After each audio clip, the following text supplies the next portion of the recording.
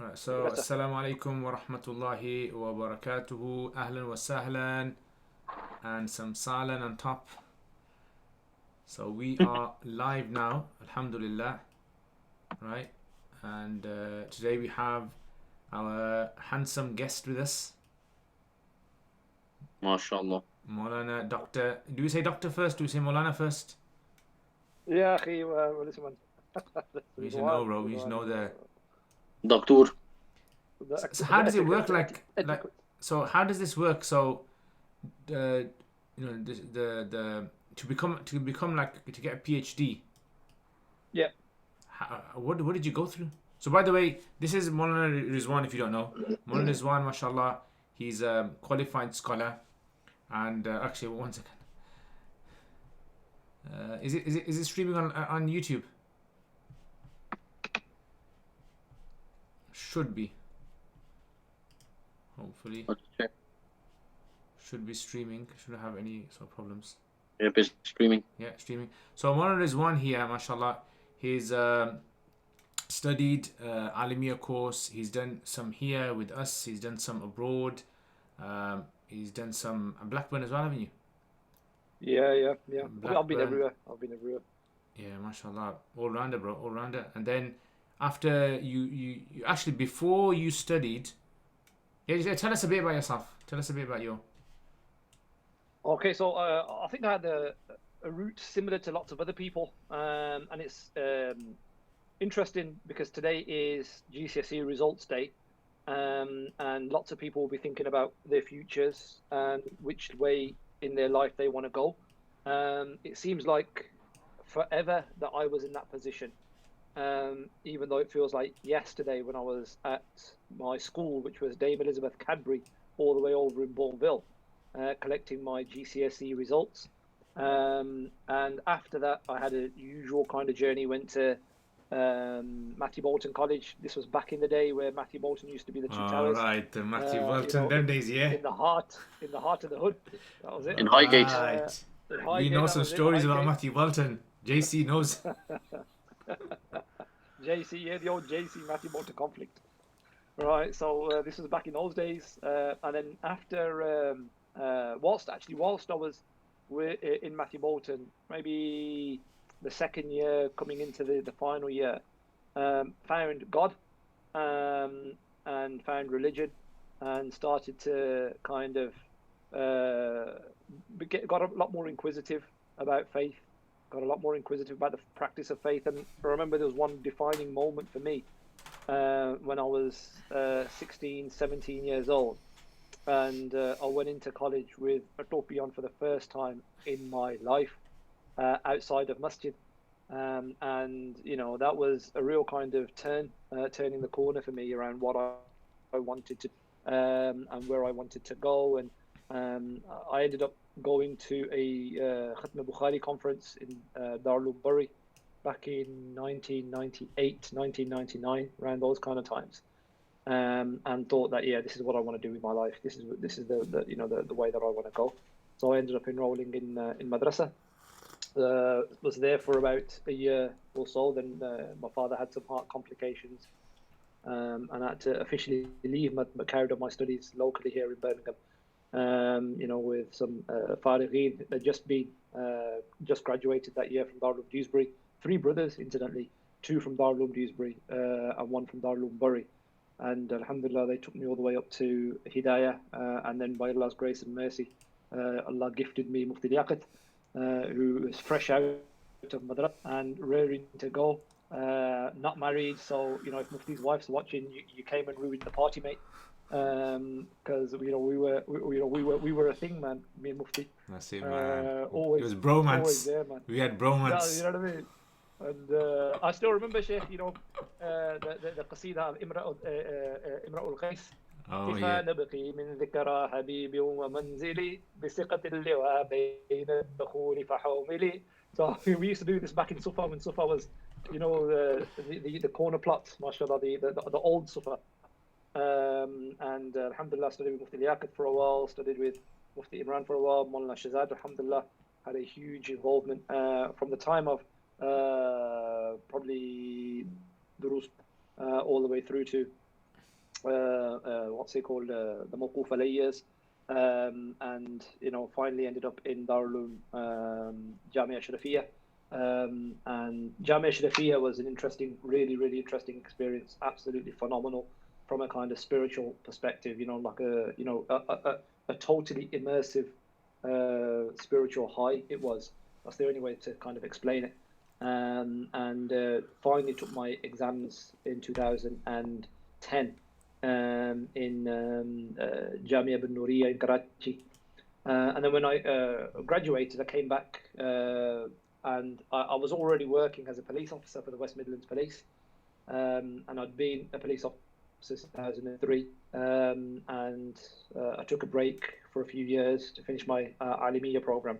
And when I finished my Alimiya program, I realized, well, in terms of kind of conventional education and academia, it doesn't really mean anything. It's not recognized. What do I do to kind of get it accredited? So I ended up enrolling at Markfield in 2012, did the masters at Markfield because they recognised madrasa students on the second year of the masters program. And then after that, I find that I'm really interested in a particular subject area around terrorism. So I ended up writing some research proposals. You mean you're interested in learning about what's happening about terrorism, yeah? I mean, actually, we're going to talk a bit about this later. Not interested in terrorism itself, yeah? Just in case. Well, I mean, it's one and the same, I suppose, isn't it? You know what I mean? One and the same. But this might be our last podcast, folks. So, you know what I mean? Tune in. My name's Altaf, by the way. My name's Liaqat. Yeah, and I'm Zahir Mahmood. It's very funny. If anybody sees Mullah Zahir or doesn't see Mullah Zahir, you know what? But yeah, so I ended up, writing a bunch of research proposals, sent them out to a whole host of different universities all across the country, and one was accepted at Birmingham University by Allah's grace and mercy, and from 2015, up until last month, it was PhD, and Allah's grace and mercy, alhamdulillah, I successfully defended my thesis last month, subject to minor corrections, and once I've done those, then the doctorate is in the bag. Alhamdulillah. Allah bless your efforts, Mawlana, mashallah. I mean, not to blow anyone's horns or anything, yeah? But mashallah, Mawlana has done a lot of grassroots work as well, mashallah, different areas. So, when we talk about a Mawlana, someone who has, lots of, fingers in different pies. Yeah, Maulana has experience in different areas, so he has a good understanding of people's temperaments, different types, nature of people. I mean, being a police officer itself, I mean, I think that gives you a lot of understanding of how to deal with general public. And I remember, Maulana, you told me loads of stories about your policing days and how sometimes it's so difficult to kind of deal with your own people, like your own Muslim people, right? But yeah, I mean, I think that's a real eye-opener, I think, for a lot of Muslims who don't tend to understand that we have Muslims in the police force. I mean, I don't know if you know, for guys, Akil. Do you know Akil? He's Najib, yeah, Akil Najib, yeah. So his brother is a judge, and he's a student at Sufa. So I went with Akil to Masjid Aqsa, and Akil told me about his work. And he was telling me, how it's sometimes so difficult just being a Muslim in the police force itself. It's like people don't understand how much you got to probably sometimes work double what a normal person would have to work just to try and get certain posts and be recognized. I know this is a slight tangent, but I'm doing some research at the moment around Muslims in policing, and in particular, because my research area and research interest is counter-terrorism. In particular around counter-terrorism, and you talk about how difficult it is. The representation of Muslim staff in counter-terrorism is a massive issue, and the reason why it's a massive issue is because we simply aren't there. Our voice is just not being heard, and there's a whole host of reasons that I'm exploring as to potentially why we're not there. But I just want to give you an example. Over a 5-year period from 2015 to 2020, the counterterrorism unit of one metropolitan force, I don't want to say which one yet because I'm still working on the research project, but one metropolitan force. So metropolitan force is a big city force. It's not one of these rural forces like Suffolk or Kent or whatever it may be. It's a big metropolitan force like London, Manchester, Birmingham, those kind of areas. In one of these forces, Muslim representation in the counterterrorism unit over 5 years, actually, no, forget that. The counterterrorism unit over 5 years has grown by almost a third, 29% it's grown, yeah? The Muslim representation in that department has also dropped by the same amount during that period. So as much as the department's grown, that's how much representation in that department has fallen by more than a quarter, almost a third. Now, the question is that, if you claim, as the National Counterterrorism Strategy does, that Islamism, and I don't like that word, but Islamism is the greatest threat to UK national security at this moment in time, and then you also argue that we police by consent, and consent can only exist if you have representation within your service, then my question to you is, where is your representation in the police service or in the counterterrorism unit? In the community, we represent about 12% as Muslims. In the force, it's going to be less than that. But in the counterterrorism department, it's even less than that. Why? Why do we not have that representation? Why has Muslim representation declined so much within the service, within that department, as that department has grown and flourished so high? And these are some of the questions that are really difficult to have because people don't want to have those conversations. They don't want to talk to you about those conversations. Rather, they just want to talk to you about how they believe or perceive counterterrorism should be delivered. And it is an agenda that affects everybody. And in the past 10 to 15 years, ever since 9/11, it's affected the Muslim communities disproportionately more than any other community. Now, there's a lot of attention now on the far right. There's a lot of attention now on the rise of the far right, but the far right's always been there. It's always been there. It's been there since the 80s. The far right has been there since the days of the National Front, since the days of the skinheads, since the days of Combat 18, since the days of all organizations that believe that is right and there is a supremacy based on race, on ideals of Hitlerism. It's always existed. So why is it only a problem or a rising problem in 2017 or 2018 when greater focus was afforded to it? And it wasn't until 2018 when one of the first UK domestic far-right groups was proscribed, that being National Action. And National Action was a group that was recruiting ex-servicemen, so people from the military, armed forces, and recruiting them in. And these are people with lethal combat skills. They're equipped in warfare, they're equipped in how to handle weaponry, they're equipped in combat. They understand all of this, and they're being groomed into right-wing organizations. And only then in 2017, 2018 was this group outlawed. So, there's lots of questions that come to the surface when you start exploring this. And it needs a much stronger voice from the Muslim community to raise some of these issues, because the issues affect everybody.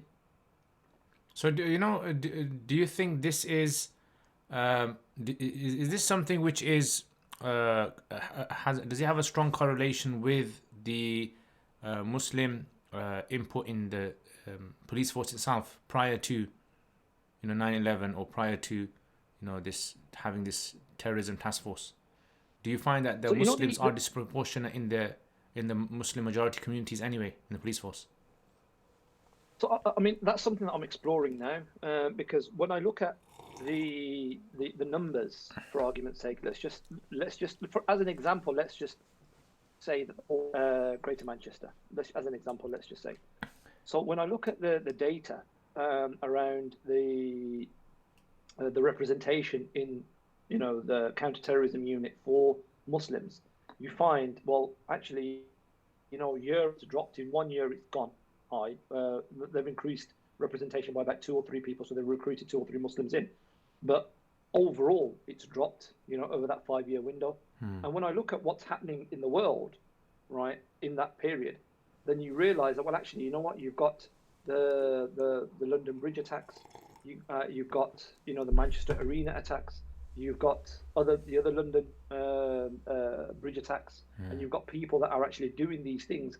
And the question now is, for me, from a research perspective, does what's happening in society a correlation with how the Muslim community in the service is vetted? Now, there's something that I want to raise, right? And I find this really, really fascinating because it affects me directly. I joined the service in 2003. And for anybody who's watching, right, who's been through a security cleared post, will tell you that, there's levels of security vetting.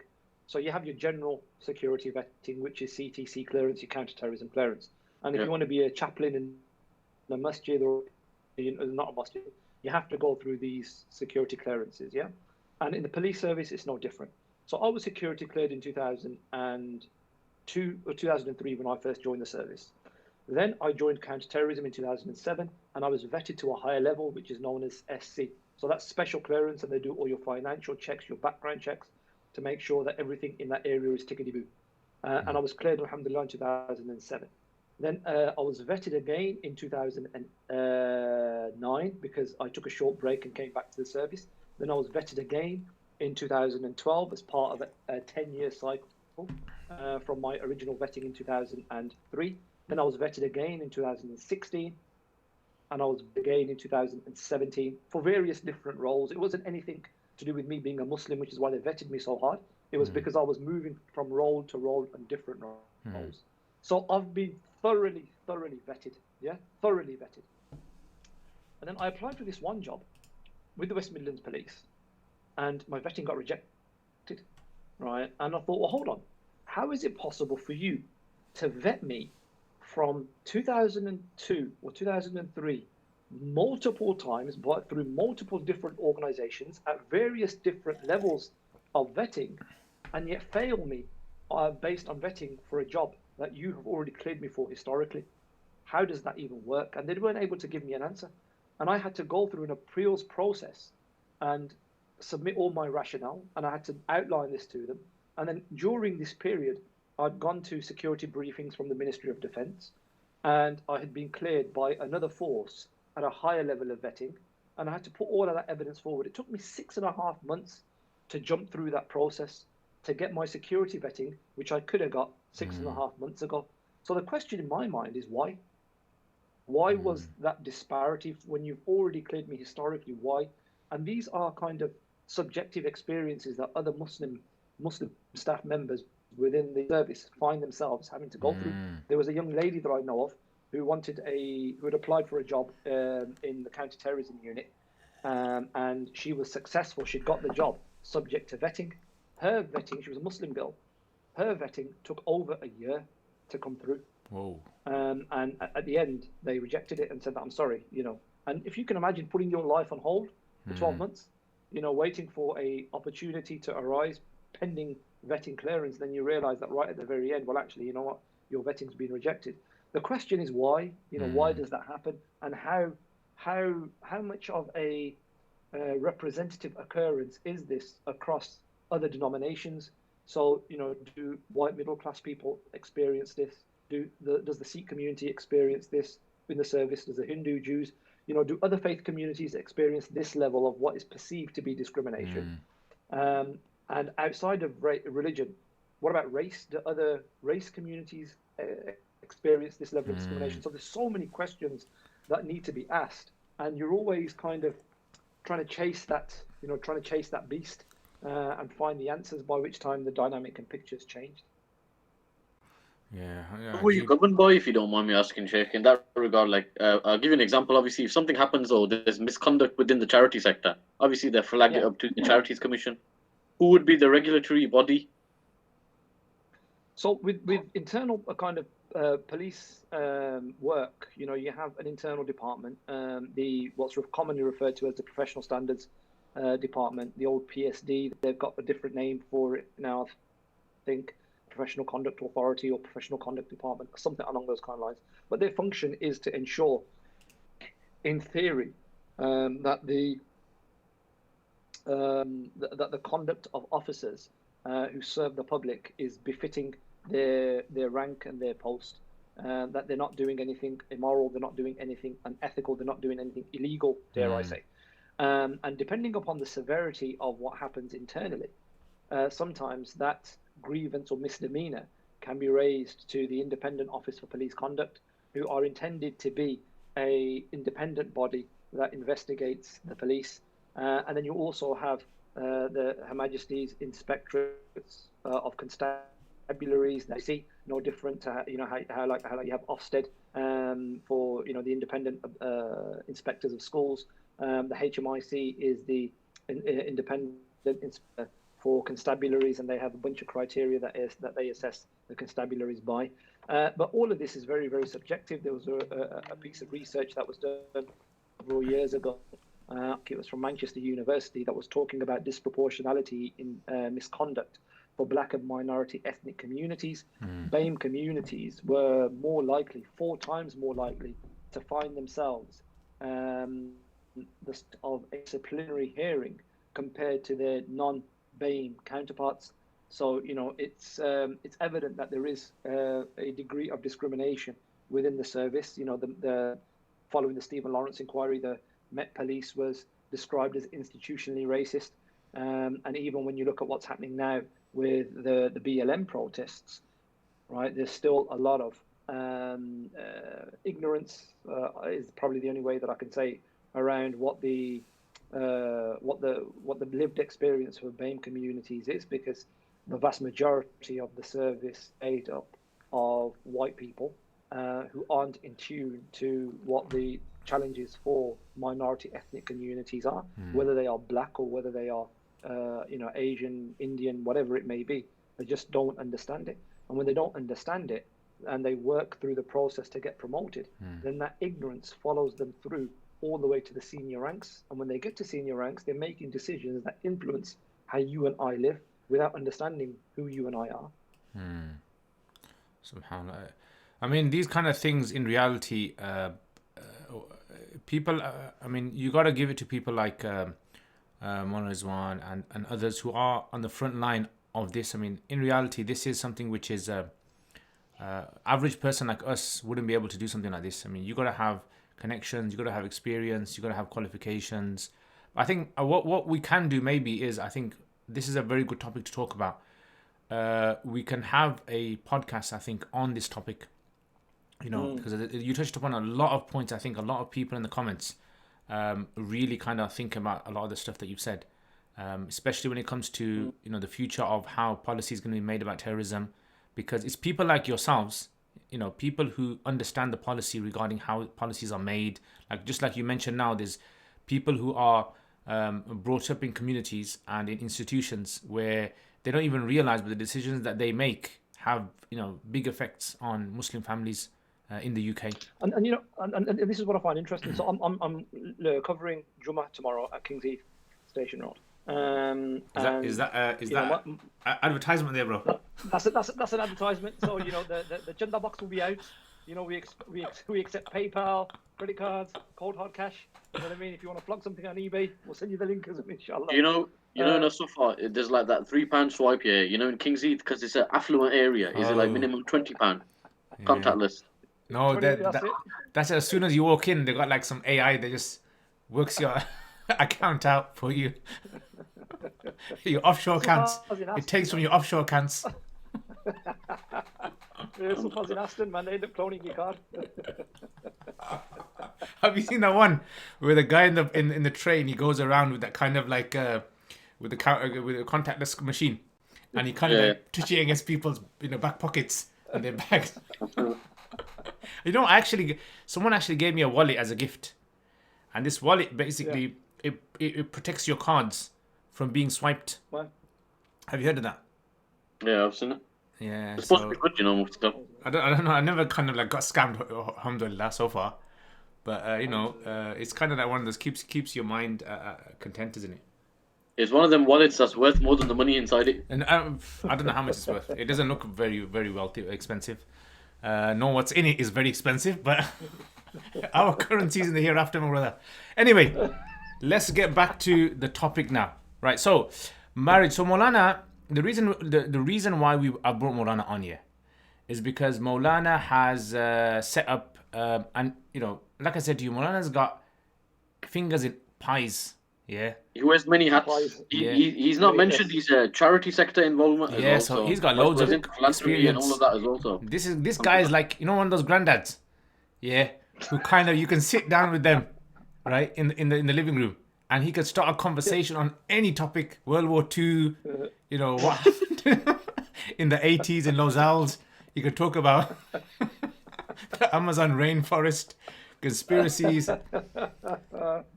So anyway, Maulana, one of the things I brought Maulana on for was because Maulana has set up, you know, is it Nikah.co? What's it called? Nikah. An-Nikah, yeah, An-Nikah. An-Nikah, okay. Nikah.co, someone else, isn't it? That's somebody else. An-Nikah, okay. Delete that part, yeah? Record what point we are in the video. So Nikah, basically.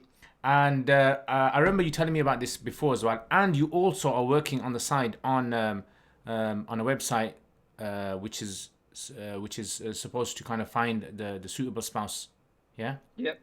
That's Yeah. the So project. tell us a bit about that, and Project. then we can start from there, inshallah.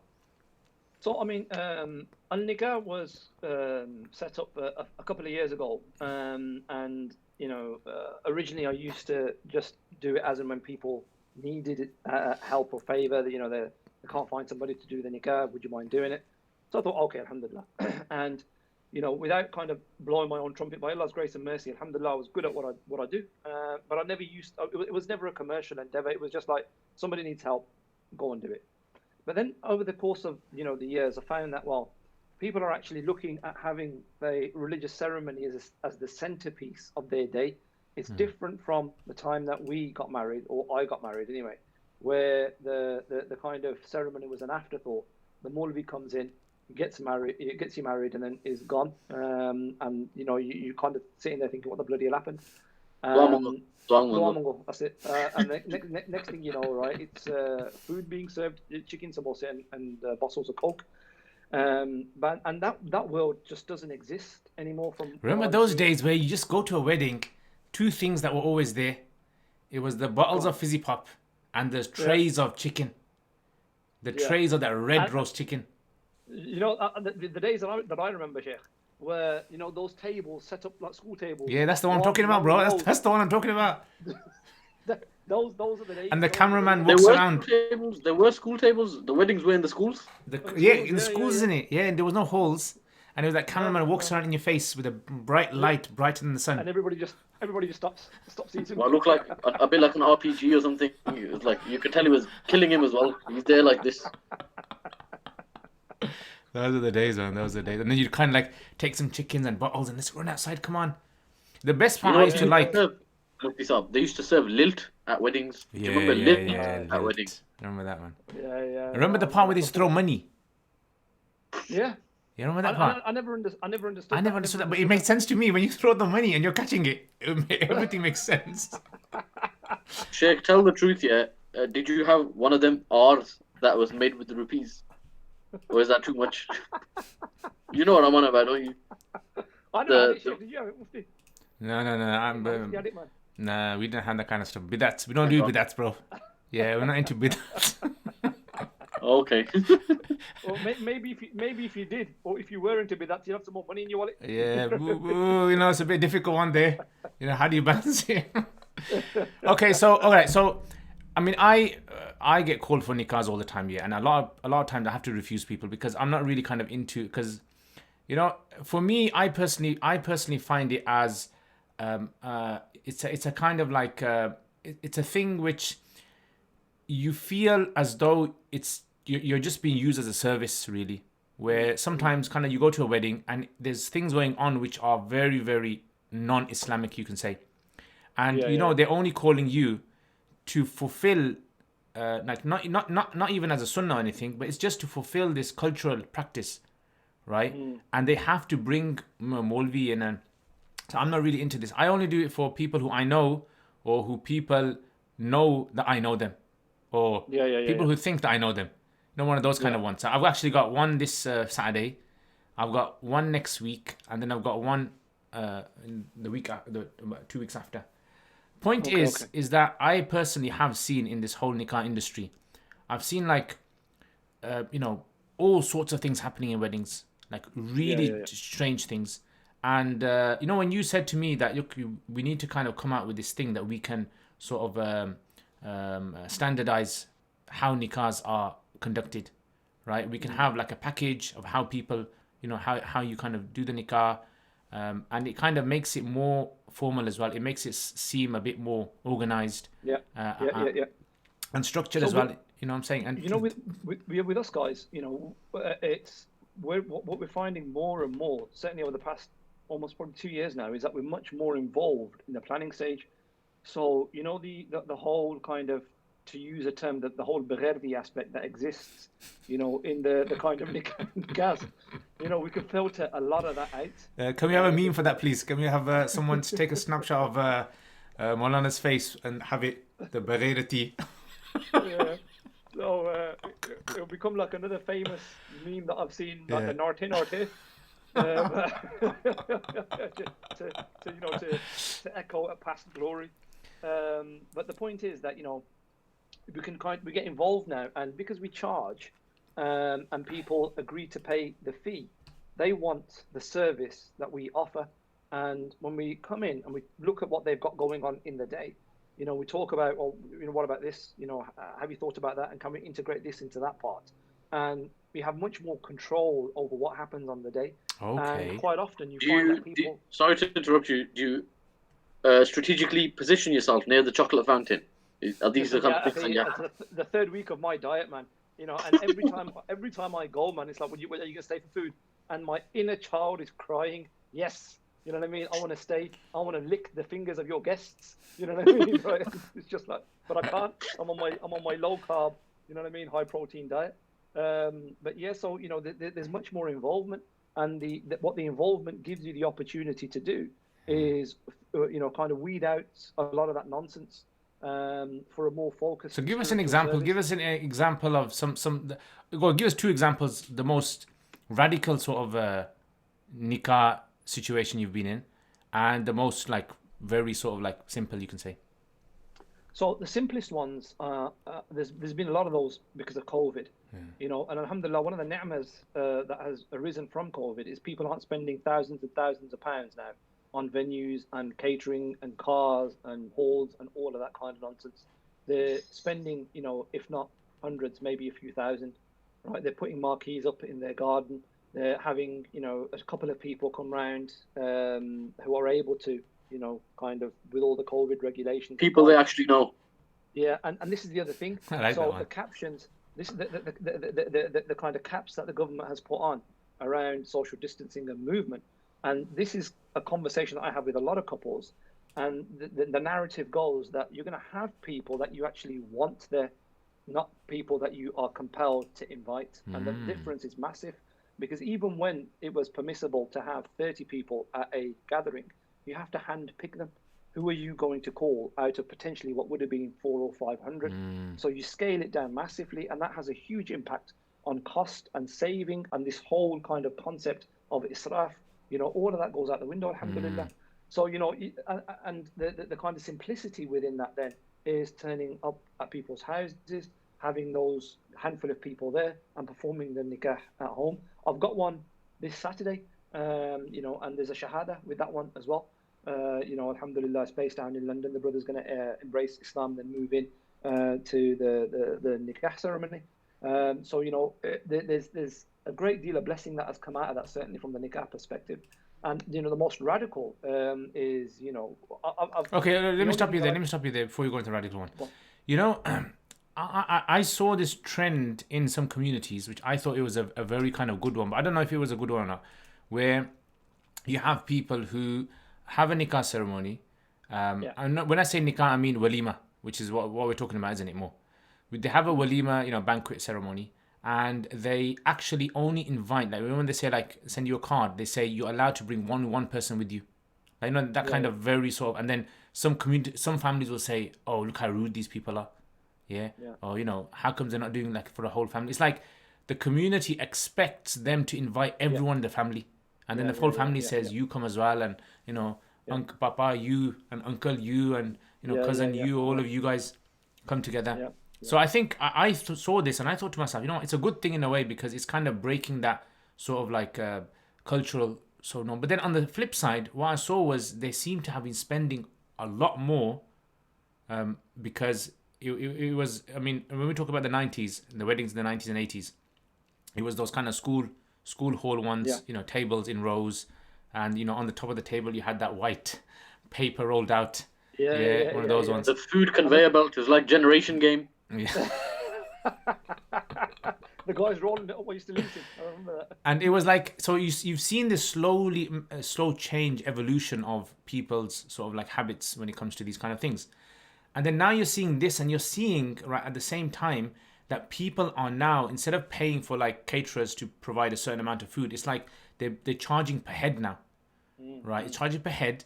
And then you're thinking, okay, but then that food quality, what's the food quality like? And then you speak to some people who are in the catering, industry, and they tell you, you know what, the kind of food that we provide them is like food you won't eat in a restaurant. It's not restaurant quality food. It's like made in big batches. It's the meat is not really of the high, because that's what they want. They don't want to pay too much. The organizers themselves of the wedding. So it's like you're thinking to yourself, is it a big show they're putting on for people? Right? Is it just trying to show people that, you know, we've got this and we can do this? And so, you know, to me, in my mind, it's like, where is it going next? What's the next one? When COVID-19 happened and you had, you know, that announcement initially that only 10 people can attend, and then it was like 30 people can attend.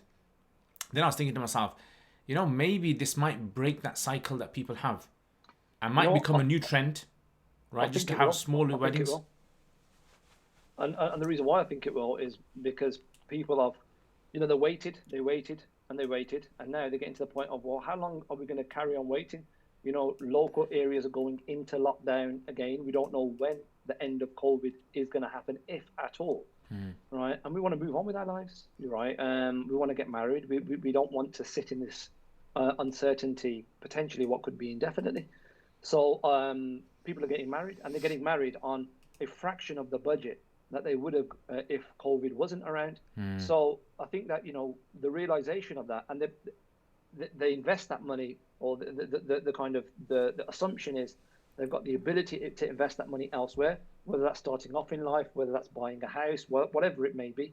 But you know, the money is potentially there to use in other ventures. And I think that moving out of COVID, there's going to be a lot more focus on smaller weddings. Purely because I think people have seen the model, they've looked at it, and as nice as it would be to have a nice, lavish, posh wedding, you know, and have that moment for the day, people have been able to create that in their own kind of settings at home, and they've carried on with it, you know, and they've managed to achieve their objective. So I think that, you know, there'll be a vast change to the way that nikahs are done. I don't think we'll ever see the end of big all-out weddings. And I think that people that pay that premium, you know, they've either got the money to afford it, in which case, you know, fair enough, or you know, they're getting the wool pulled over their eyes by paying a premium price but getting substandard quality from the suppliers, which I think is wrong. But irrespective, I don't think that the big weddings are going to end anytime soon. I think they're going to be around for a while.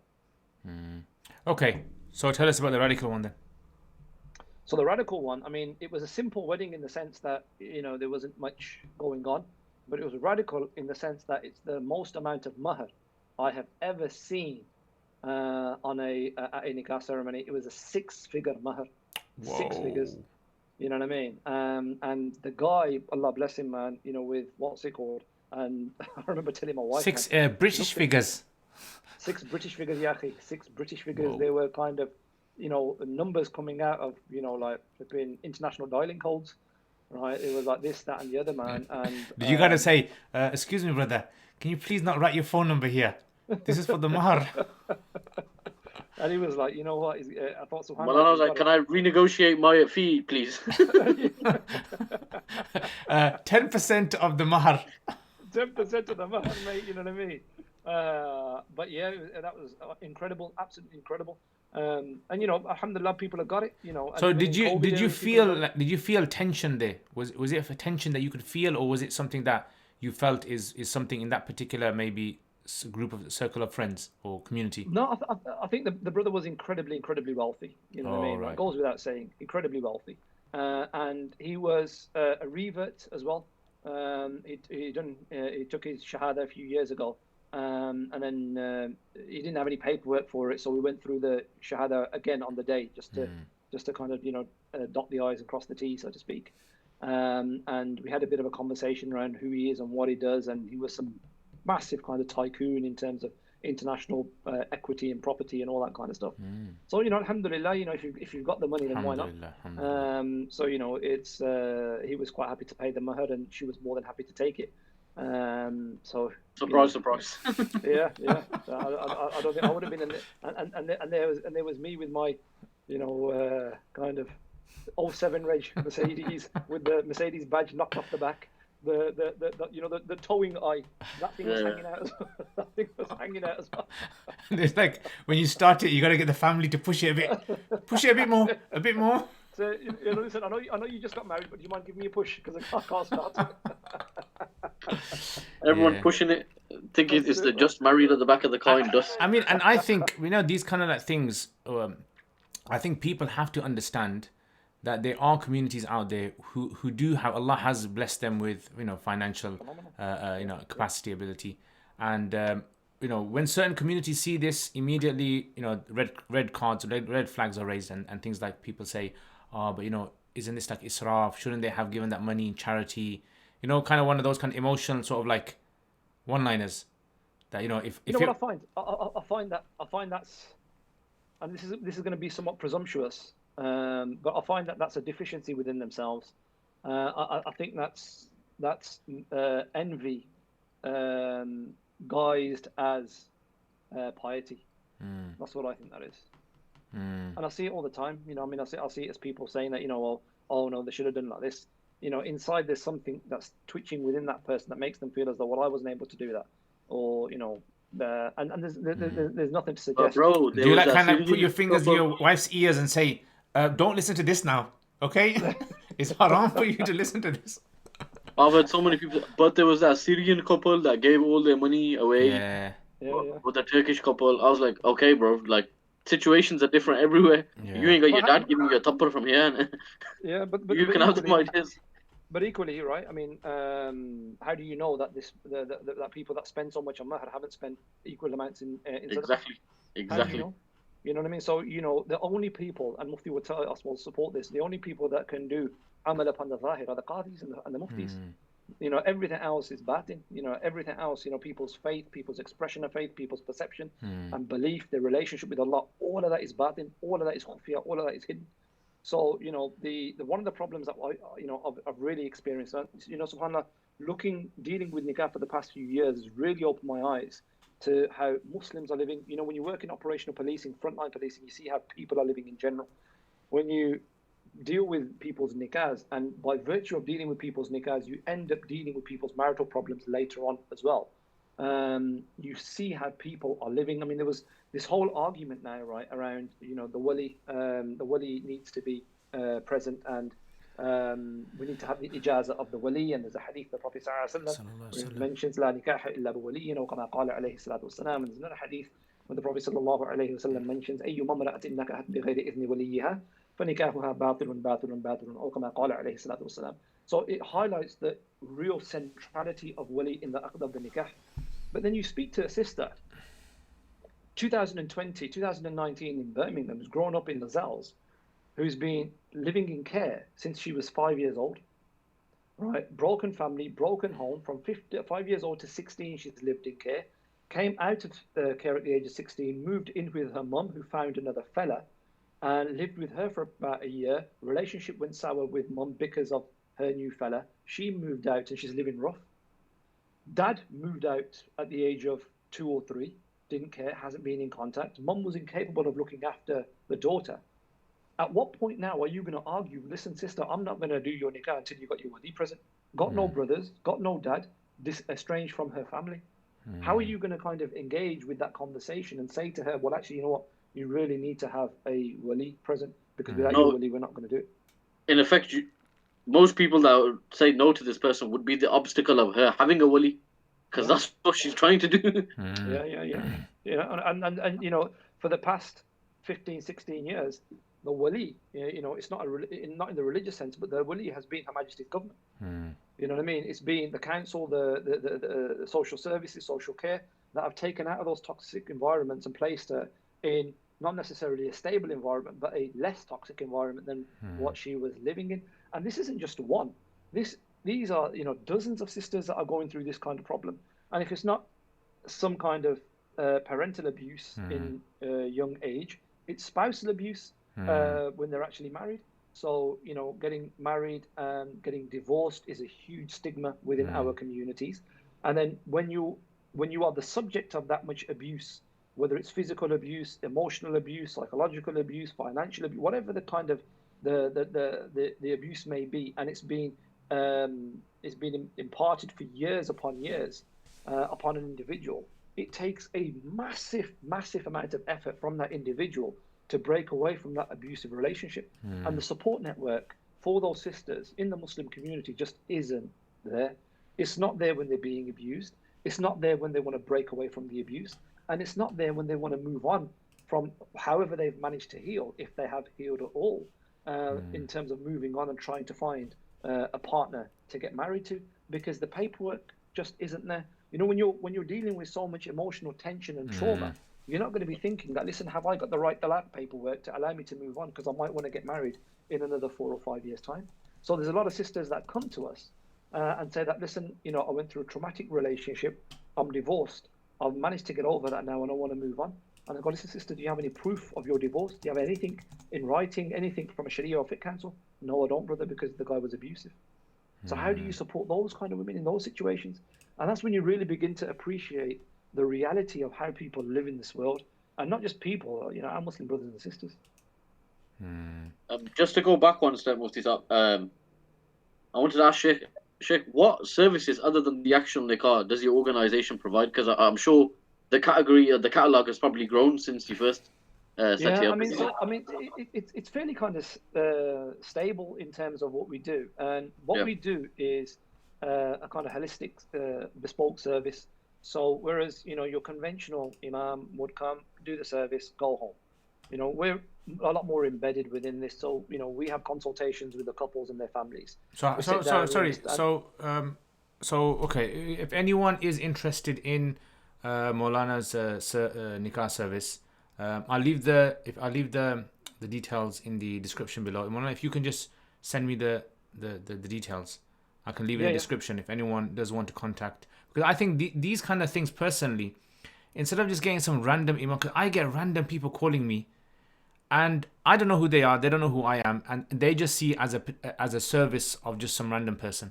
But if you, like what Maulana is mentioning, for instance, like the kind of consultation, getting to know the person, understanding the problems that they have, explaining the whole concept of nikah to them, that it's not just a matter of just saying, you know, Qabool, I do, or whatever. There's more to it, right? You know, there could be things, you know, behind the scenes that, you know, they start their marriage life on the wrong foot and it just messes up all the way throughout.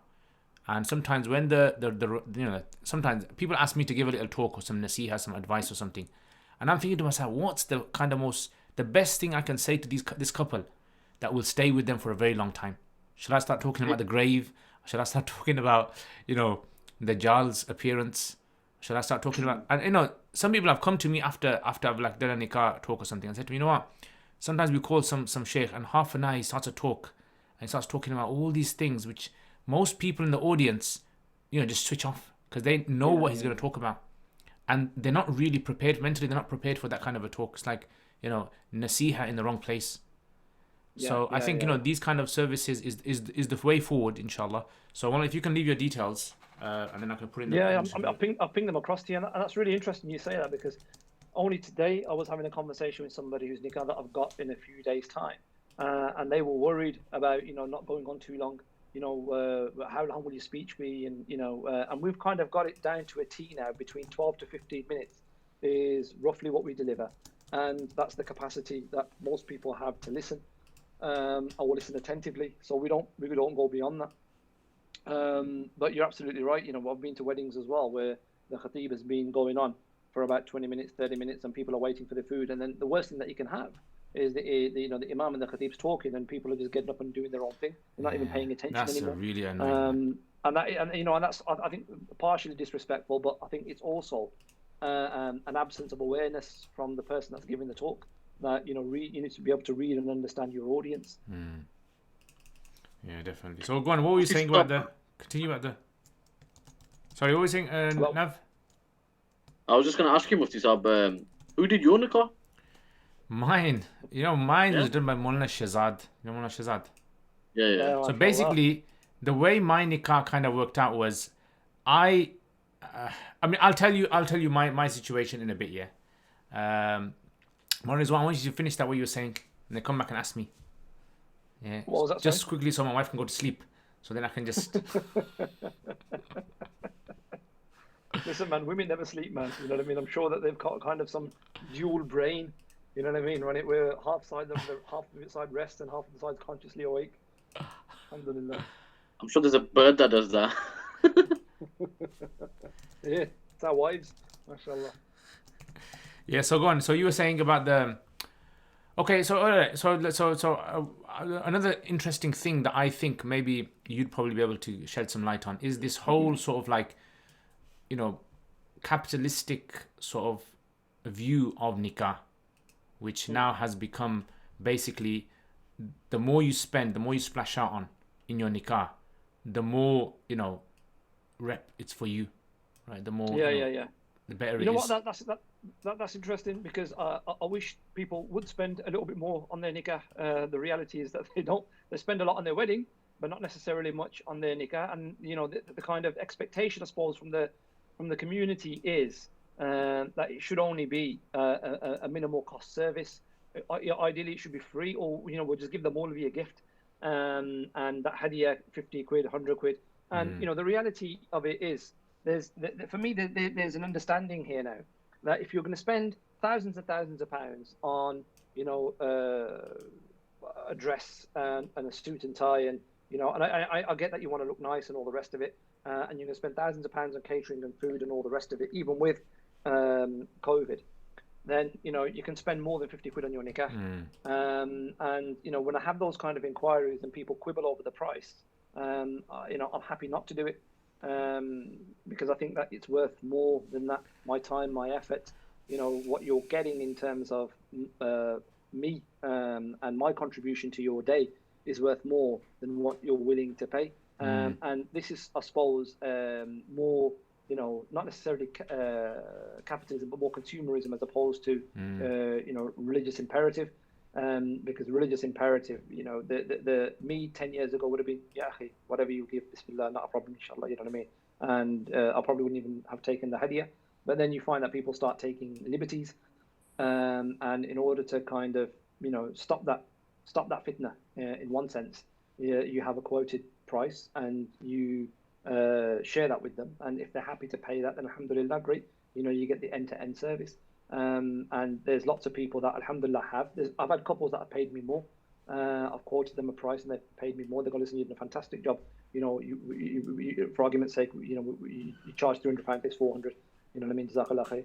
I've had that, but I've also had people who tried to get away with giving me, 100 quid for, a £300 service. So, it swings both ways. But generally, where I am at this moment in time, and I don't know whether or not, the other providers are, I'm quite happy not to do a nikah if the couple aren't willing. And there's a difference between, not having the means and not wanting to pay. If people are genuinely struggling, that's not an issue for us. You know what I mean? There's a brother who still owes me money from about 3 years ago. You know what I mean? Right, for a nikah that he's performed. I wonder what happened to that nikah. I wonder where it's been going. Yeah. There used to be this Maulana in Pakistan, and I don't know if it's true or not, but it just sounds nice to say. So one day, when I was in Pakistan, one of those ones, exactly, bro, exactly. So one day, basically, what happened was a guy came to the Maulana and said, "Oh, can you do my nikah for me?" So the Maulana said, "What kind of nikah do you want? Do you want a 500 rupee nikah? Do you want 1,000 rupee nikah? or do you want 2,000 rupee nikah? What do you want? So guy, what's the difference? He goes, the quality of how long it most likely will last for. I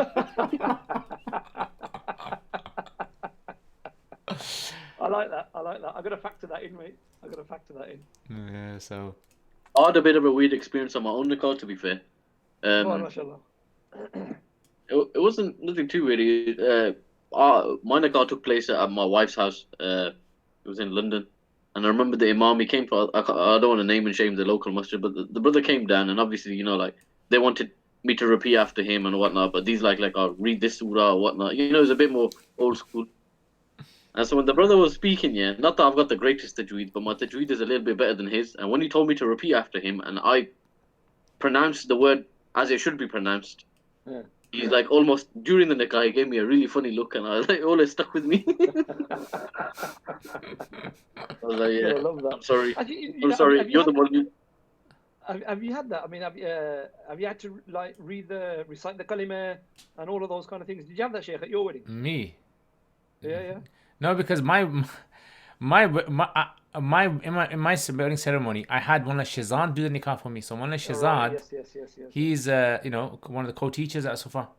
Yeah, So Like, if get the roast ready, unless he's get gonna the ask me the roast ready, over tarkeeb, with. unless he's gonna ask me the tarkeeb of La ilaha illallah Muhammadur Rasulullah, which we might end up with half an hour just trying to explain each word, the grammatical breakdown of each word. the ikhtilaf between the Kufis and the Basris, yeah? Exactly. And once I remember one of my students got married. So in the card, right, I went, you go and you give a card, give some, a few notes in there or something. So in the card, I wrote, and this is something that people do. Sometimes what happens is I get invited to so many nikahs. If I was to leave notes in every single card, literally, like when it's wedding season, sometimes you end up in the hundreds. You're gifting people. Yeah. And you think to yourself, wait a minute. The food wasn't worth it, let me just take a few notes out there. So this is one of my students, and I wrote in there. I go, okay. I go, barakallahu lakum wa baraka alaykum. I said, for you have to do the tarkeeb of this. Work out the grammatical structure of this dua, and that's your, with this gift, that's your what's it? Yeah, my dua for you. So I mean, I think this kind of like, this kind of thing as well when there's gifting, right? I don't know how it is in your communities where, like, for example, my mum, I'll just be honest. My mum is very particular about who gives a gift and how much they gave and how much you got to give back. And I said, Mum, look, Mum, it's not a tennis match. Yeah, it's not that they struck it this hard and now you have to hit it back this hard, right? I said, look, when we give gifts, when I give a gift, I just give people gifts, right? I never imagine that, that they're going to return it to me. They return. They give me something in return. I don't mind. But I can imagine there's pressure in the community as to, when women get together. I'm not saying it's only women, but it must be men as well. And, when certain, our elders get together and they kind of like say things like, oh, but how much did so-and-so give? How much did so-and-so give? And you're thinking to yourself, you know what? This is like one of those EastEnders episodes, special Christmas episodes. Yeah, where you're kind of like all going to have a gossip about who gave what. It seems embarrassing, doesn't it? Yeah. Not only that, with weddings in general, it just like I remember like one of my uncles said something, and it does hold weight. I said it in Punjabi, but in the English translation is like, if you give them silver, they'll want gold, and when you serve them gold, they said they never serve the gold, will the silver? And if you serve both of the things together, they say, how come there were no diamonds there? And if the diamonds are there, then they'll only cry about platinum. They'll always have something to say, and they'll compare it to one of their closer family members and criticize it, etc., etc. And it's like that. Do you remember my wedding, Mufti Saab? It looked like a Dawa conference. No, it was good. It's good. I mean, I've been to some weddings, right? Very simple. Generally, Gujarati weddings, I would say. Right? Altaf would obviously be able to tell us more about Gujarati weddings, and M. Mullah over here, he's probably the expert in this. But it was like very basic. First Gujarati wedding I went to, I remember telling you that one where they first serve you, on a plastic like cling film. Like it's like halwa with no spoon, and you're thinking to yourself, So, one wedding I went to, and this was in a school. So basically, what happened is like one of those kind of like old school, long, massive wooden tables, like in Harry Potter, and these kind of benches, and you got to kind of like climb over the bench to kind of sit on it. And it was like this guy's coming by with these big like silver sort of like bowls and with spoons in there, and you look at there's like some dal in there, like runny dal, and then you got like this rice being passed down, and you got bread, like this big thick bread that's been cut into like 4 pieces, just put in front of you. And it's like these, you know, these those kind of plastic sort of like foam plates, right? No spoons. You got to ask for a spoon. And it was like you're thinking to yourself, like, you know, what's this? What's happening over here? Just stay quiet. You know, this seems to be the sunnah way. Like, you know, there's enough bearded guys here, right? Not objecting, and you're the only guy that's going to object and ask for a spoon. Forget it. You know what I'm saying? You know, because you're going to get you're blasted later. So you do see some communities, that have this kind of thing, right? So mashallah, you know, you got to give it to them. Maybe they're doing it because it's just a community thing. Maybe they're doing it because they really want to make a change. Or maybe it's that Syrian couple or that Turkish couple. You know, that Turkish couple that got married and they just on their wedding day served poor people, right? With that. So you hear about these inspirational stories, but at the same time, I think there needs to be like, okay, right? You know, to be honest, the Prophet ﷺ was the best of creation. His actions were the best actions. But we have to understand there was context to things he done. I mean, he gave some of his wives a large amount of mahar compared to, you know, what the average mahar is given nowadays. You know, when like people like do the kind of currency conversion and they go, it works out to 600 something pounds. It's not 600 something pounds compared to how much they used to earn in them days. Right? You look at inflation and everything, it's going to be way more. So you know when people like, what's Mahar Fatimi? And they try to kind of like figure out, and these websites have this kind of exact today's Mahar Fatimi is this much. And you're thinking, that doesn't seem to be the sort of precedent that the Prophet ﷺ was laying down there. It wasn't as though he was saying everyone to the Day of Judgment should give this much mahar. You know, likewise food as well. So some people would say, but the Prophet ﷺ, some of his, you know, marriages, he gave, you know, when he married Safiya, he gave like he asked the people, do you have anything to? And the people brought food together. Yeah, it was like, you know, like when you're kids and you got little, you know, lunch money and everyone puts money together and you buy some stuff and you sit down and have a little party. It was like one of those kind of things. So these kind of like practice, I think people are conflating what is considered to be like expected from us as a Muslim to deliver, and then conflating that with the idea of how did the Prophet ﷺ do things. So we're not understanding, we're not getting the balance right. So this is why you know sometimes you go to like you know, upper class community, right, a wedding, and you see they've got all the different types of, you know, cutlery, different types of knives and forks shining. The flowers are real. They've got real flowers in the middle of the table. You know what I'm saying? They don't have that kind of red liquid in there or blue liquid, whatever it is. Yeah, and like, you know, they have a menu. They have a menu and these kind of things. And, you know, you can imagine, you know, this is normal for many people, for many communities. This would be a normal thing. They've been doing it and they've been, you know, in their circles, they've had this.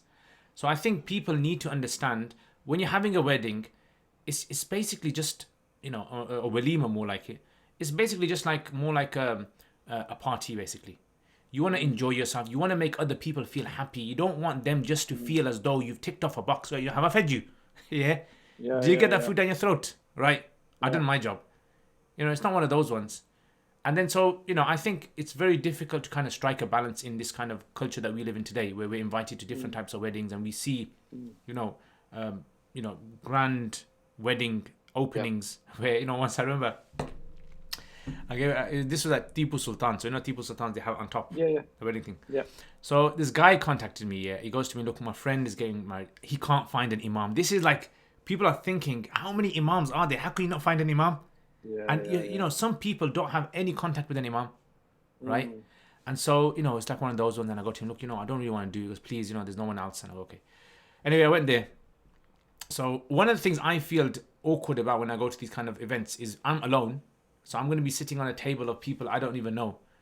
Most likely, they're going to feel uncomfortable with me because Maulvi kind of, you know, Maulana and this kind of. So I went to this place here. I sat next to this English gentleman.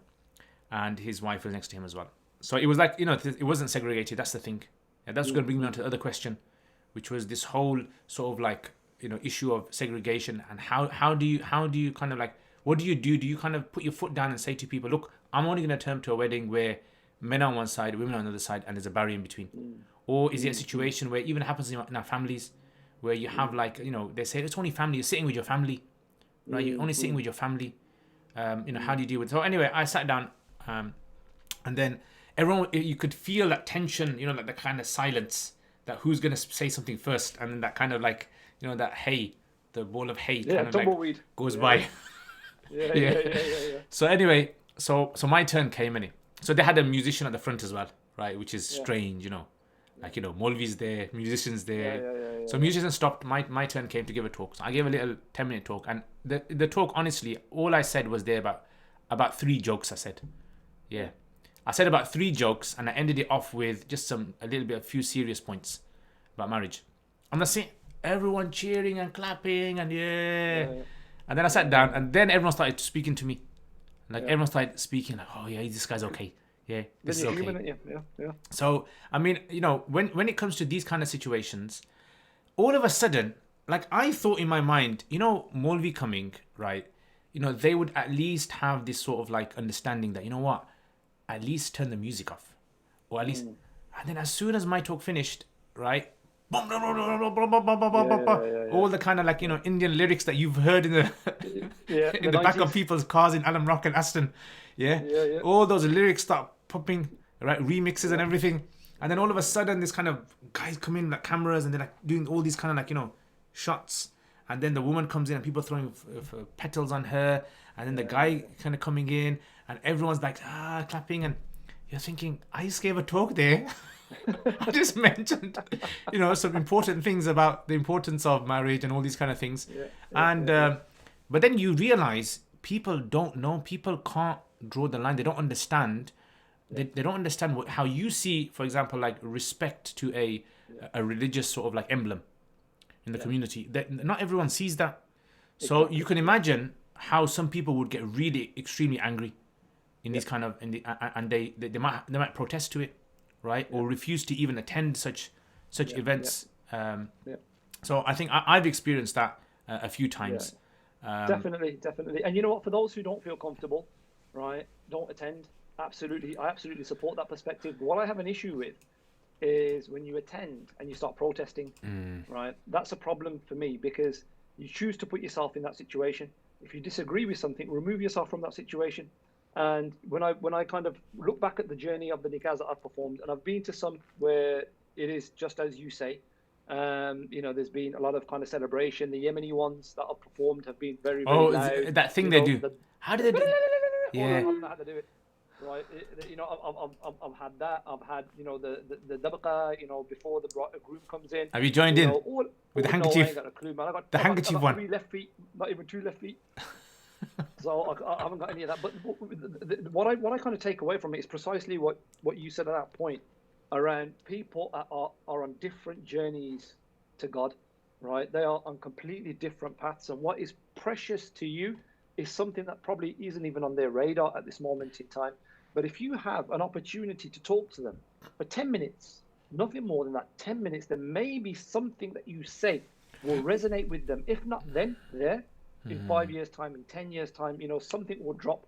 And that's the kind of exposure to faith that you get. And one of the interesting things that I found is whenever there's a recitation that happens, or the khutbatul nikah that I often read, right, starts off in Arabic, and as I scan around the kind of audience, I see like the brothers paying, respect and attention, sitting down quietly. Sisters are sitting down, put the standard dupatta on their head, you know what I mean, right? And for me, that's a sign of respect. You know what I mean, right? Wherever they are on their journey to God, wherever their kind of relationship with Allah is or isn't, you know what? Alhamdulillah, for that moment in time, I've got you. You know what I mean? And I've got you for about 5 or 10 minutes, and maybe something, inshallah, if Allah wills, will penetrate and will be beneficial to you. And again, maybe not now, and that's not our job. You look at the prophetic journey, right? The Prophet ﷺ never converted or got anybody to embrace literally, you know what I mean, the drop of a hat after he spoke to them and had one conversation with them. It was a repetitive effort. Continually, he would work on communities, and over a period of 23 years is what it took him, to kind of convince people of his haqqiyah. So, I think that there is absolutely. I definitely agree with that point that you made there, because I know some people who have actually said to me, why do you do nikahs at places where there is no segregation, or do you ask beforehand? Like, do you ask these conditions? Do you say, are you going to have segregation? Is there going to be music there? And these kind of things. I mean, one of my own students got married, yeah, and he had like a pianist there. He didn't ask for it, right? But it was, you know, from the girl's side. So it was like what you exactly said there. I said to them, look, you know, maybe this opportunity might, just this 5 or 10 minute speech that you give might change the mindset of people here. And, you know, maybe a few months down the line, a few years down the line, they might think to themselves. And this was an interesting thing. I actually did a nikah for one person once. Yeah, and this was like in Sutton Coldfield. Like, this was like a well-to-do hotel. You know, like it was like slowly they were moving out of you know, wedding halls to big hotels. Yeah. Is that where they're going now? Yeah. That's what it looks like to me, to be honest with you. So anyway, I went there and you had like these kind of like, you know, these kind of waiters going around with these trays in their hand, and everyone's standing, right, initially, and they've got this whole itinerary of where you exactly sit and how things are going to work. And it's like you can't just kind of like, you know, gate crash there because you won't have anywhere to sit. And then I was like just sitting there, and then I recognized a few guys, and they saw me and they came and started talking to me and all that. And then I thought to myself, you know what, what shall I say in this kind of situation? What would I say, like in this situation? What would I say that I really want them to go away with? Like, am I going to quote ayats? Am I going to quote hadith? So I just said in that talk, I just said a few things, and I just said, look, you know, at the end of the day, even the marriage of the Prophet ﷺ and his wives, Aisha radiallahu anha and others, they had situations in their marriages where their marriage was about to break up. 30 days almost, the Prophet ﷺ, he did not speak to his wives. He actually was about to divorce them all. Now this is like very, very hard hitting for a lot of people, because they have this image in their minds that the Prophet ﷺ is obviously the perfect, you know, epitome of the Sunnah. But then it's like they don't see the kind of human characteristics that the Prophet ﷺ, you know, exhibited. And we don't see the kind of like that his wives were humans as well. You know, you could imagine they would get upset at things, they would get annoyed at things, they would speak to him in ways that we would never imagine. And when they hear that, you know, certain you know examples from these sort of like narrations, I mean, you find that, you know what, subhanallah, you know, who are we to kind of compare ourselves with you know, the Prophet sallallahu alaihi wasallam, when, you know, the Prophet sallallahu alaihi wasallam was amazing in character. We are, you know, deficient in character, and we still complain about our marriage problems. It's like I just told them, I always give this example, right? So if anyone out there, if I ever do your nikahs and give a little talk, I'm going to mention this example. So I said to them, you know what? I said, marriage, yeah, is like the roads in Aston. Yeah. And I was like, what's the punchline? What's he going to say? I go, sometimes you're going to go into a you know, pothole. Sometimes some crazy guy's going to stop his car in the middle of the road, put his hazards on, and his whole family going to come out the cars and take their time. And no one can say anything. And sometimes some random guy's just going to park next to another car and just like talk to his mate for like, you know, 5 hours. And you're going to be horning and horning. You can't do anything because you know there's thugs in that car. They might, you know, just come out, start smashing your car or something. You know, these kind of things. I said, this is what marriage is about. What do you want? Yeah. So I think these kind of things, hard-hitting points that they were expecting about the reality of marriage and what to expect. And I've got people that come back to me later and say to me, you know what? You remember you said this in the marriage? And I'm thinking to myself, what did I say? What did I say? Yeah. Like sometimes it's just on the spur, you know, impromptu kind of quote I come out with. And then I go, you know, when you said this in the marriage, you know, I've always stuck with me that as. And every time that we have problems in our marriage, I always tell my wife, remember what the Maulana said? Yeah, remember what he said? And if that's going to help their marriage, then alhamdulillah. So I say to people, I go, look, I do attend these kind of marriages. Not that because I want to attend to eat the food there, right? And in fact, in most cases, and to be honest, I hardly eat food in marriages. In the walimas. I just tell people, look, it's okay if I leave. They say, no, please take something with you. And then I say, you're going to eat desserts. Because if I'm gonna die of food, I'd rather die. And the doctor said he died because he was eating you know, like ice cream, or he was eating rasmalai or something. Yeah, he died because of overdose of that. That's what it is. Rather than chicken legs, I don't want to die because I ate too much, you know, third grade chicken. I want to die something good. Chachi weddings are the best. You go to a Chachi wedding, you know, there's so much roast there. Yeah, it looks like there's a dead dinosaur on the table. It feels like you're at a museum. Gangsters. I love them. Yeah, so okay. So moving on from there. Okay, for a question for you, Nav. are there any weddings that you would turn down? To be honest with you, Mufti Saab, I'm not a eagle. I don't really like going to weddings. I'll only go to a wedding if I absolutely have to. If they're Your mates, very let's say it's close your family mates. or very close friends, then I'll attend. Otherwise, I'll probably avoid weddings just because of all them kind of reasons. And I don't like being Buzz Killington. You know what I mean by Buzz Killington? When you go there, and obviously people are doing X, Y, and Z, and then you're not getting involved, and then everybody's having to put on a persona just to they can keep a particular face in front of you as well. So I don't like being in that situation. So because of that reason, I don't go. And people understand that. Like if Yeah, you a lot of ask, people do understand.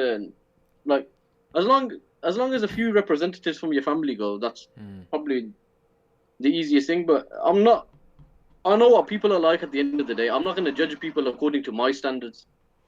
Like you say, everybody's on a different journey, and you know it's going to take them time to get to wherever. Like I'm on level 1, you guys are on level 5 somewhere, and if someone's on like 0.75, like I get that, and inshallah they'll find that. you make it sound like Mario Kart. Yeah, and yeah, and I've noticed like something that you guys said is sometimes, you know, when you're not giving dawah to people, when you're giving advice to people, sometimes quoting Quran and Hadith actually sometimes puts these people off, and they need the baby steps before they even get to that level.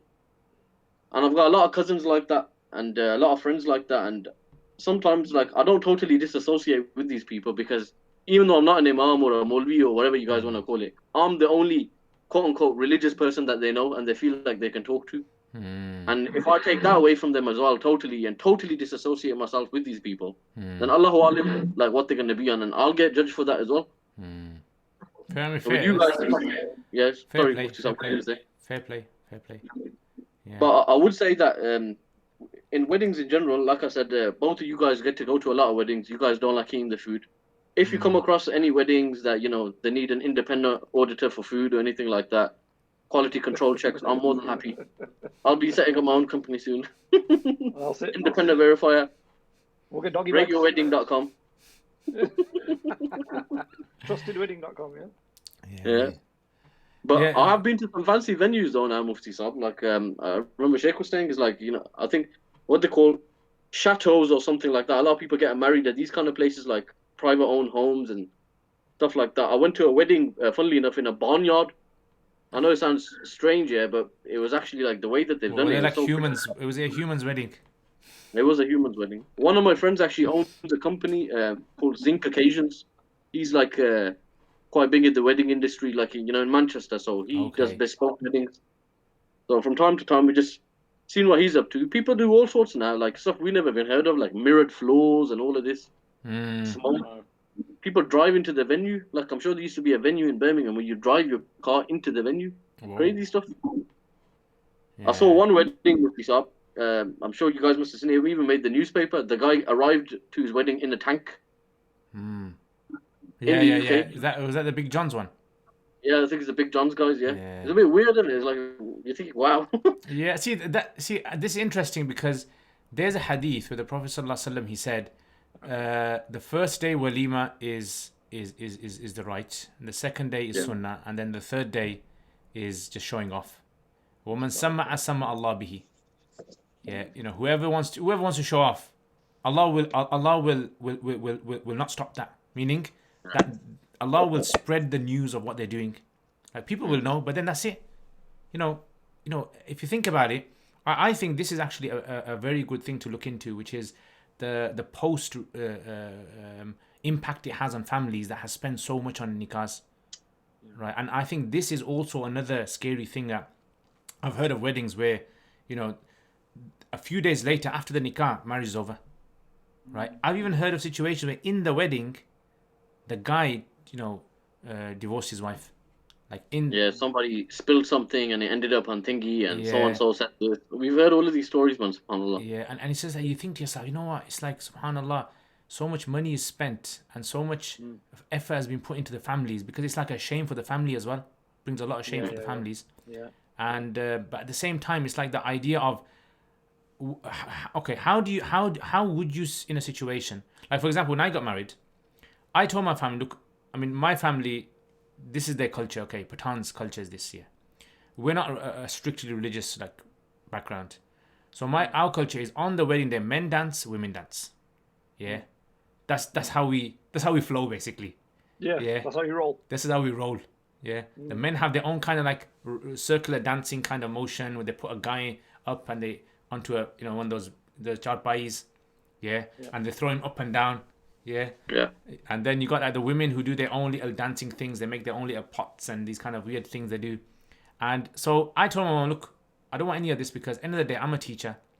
The people in the wedding are going to be people who know me as a Maulana, as a teacher, as a mufti. That's how they know me, right? And I just don't want them to kind of just think. So she's, yeah, it's fine. And so I didn't hire any car, anything. In fact, my dad got a car. Like it was like a very recent Mercedes that came out at that time. His friend had it, and he just asked his friend, "Can I just borrow your car?" That's all. And my friend, like he's from our relatives as well. He said, "I can borrow my friend's Porsche, and I'll take you in that." And I was like, "Okay, chalo bhai, you wanna bring your friend's Porsche?" I'm not gonna say no. Yeah. So anyway, it was just those two cars, and it wasn't anything spent. And that's it. We had two events. One event was actually had that place, that Shia mosque off Coventry Road. Regency's hall. Yeah, next to that hall. Yeah, it was there. Yeah, Regency. Yeah, it was there. So that's where I had my walima. Yeah, and we had a very basic, simple. Right, it was very basic, like a 1980s kind of, kind of wedding kind of style. Very simple tables, very simple, and food. People just came in, ate, went. People came in, ate, went. One of those kind of ones, and it wasn't too much of a variety of food. Very the basic kind of stuff. And then my wife's side, my wife's like Punjabi, and so they had like all sorts going on, and that was like they didn't have music or anything. They had, instead of music, they had these kind of like knots. Yeah. not the NOT knots. Yeah, the knots. So they had those in the background, and then they had a cake or something, and then they had like Sheikh Zaid was there as well. Sheikh Zaid's wife was on the women's side as well, and my wife was saying like even she was shocked at what was there, but that's because their family was like that. Now I'm not gonna turn up to that wedding and say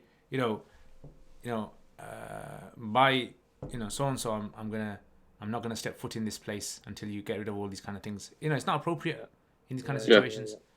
So I had that something similar. I was doing a nikah not far from where you're talking about, Regency, at the Marigold. Not at the Marigold. The corner one. I think it was the same place, the Regency.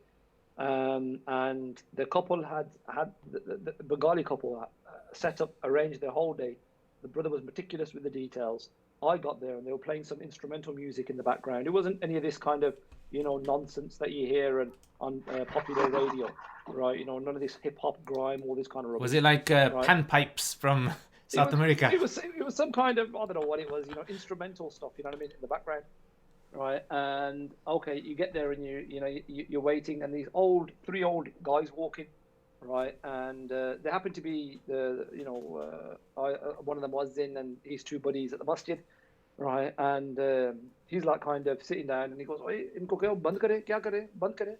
Right, and I'm sat there, right, and he looks at me, he goes, "Acha, aapne nikah parana?" And I go, "Yeah, I'm praying." And he goes, "Aapka to hak banta hai inko kahe ke band kare."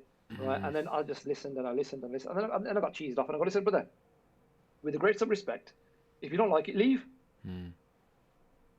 If you don't like it, leave." Right, what are you doing here? What did you come for? And the guy was making the bride's dad feels so bad because the bride's dad used to go to the masjid and he would pray salah 5 times a day in the masjid, and he obviously knew these guys and they've come in and they've tried to stamp their religious superiority right over this couple. And even the hadith of Prophet ﷺ mentions that if you see a munkar, right, stop it with your hand. If you can't, with your tongue. If you can't, then consider it to be, and understand your dynamic. By you behaving in that way, you are going to push more people away from the word of God than you are going to invite them. Nobody's sitting there on that day looking at you thinking that, what the brother's saying, right, let's just knock the music off. They're going to look at you as somebody who's thrown their teddy out the pram, the religious nut job who's come to try and impose your authority and ruin somebody else's day. That's how they're going to see it. That's how they're going to interpret, rightly or wrongly. And this is where, in my mind, hikmah is a huge, huge asset that some of us just don't realize or utilize, particularly in these kind of things. So I just think that, with this whole kind of scenario around whatever's happening, within limits of reason. There was one nikah I went to, all right, and there were belly dancers there, and I didn't hang around for long because I left. And I thought, you know what, even I've got limits, right? Yeah, This is pushing my limits now, right? So I can't stay here. So I left. And then when This they is kind another of- part of the podcast we're gonna have to delete later. Just remember that. Yeah. Remember the time. And when they what's it called? When they were done doing their thing, I came back in and carried on doing my thing. So it's kind of understanding where people are and how you can be most effective as somebody who people actually potentially look up to as imparting some kind of religious sense, and you're not going to achieve that objective by saying to people that you're doing wrong here, it's guna, it's haram, and potentially you're going to go to hell for it. I don't want to hear that on their wedding day. MashaAllah, MashaAllah, look who's come online. Altaf, Oh, oh, mashallah. Allahu Akbar. Allah, with Altaf's come online. mashallah. Assalamu alaikum wa rahmatullah. What Tisab. happened, man? Your missus kicked you out? How is this? How is Altaf? How you come in two places?